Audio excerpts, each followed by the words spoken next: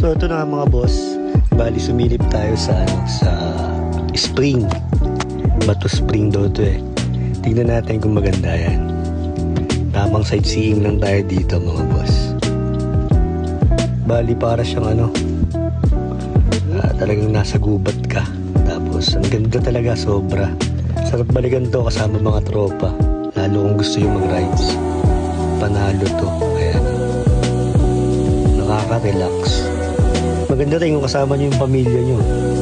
Siyempre, banding kayo dito. Pwede kayo magtayo ng tent. Yan ang ganda, diba? Tamang video lang tayo dito. Naliligo sana ako kaso biglang umulan. Sobrang lamig ng tubig. Grabe. Ganda, kulay blue yung tubig. Baka bumalik ako dito. Sobrang ganda eh. Tama ko yung family ko. Diba, nakaka-relax oh.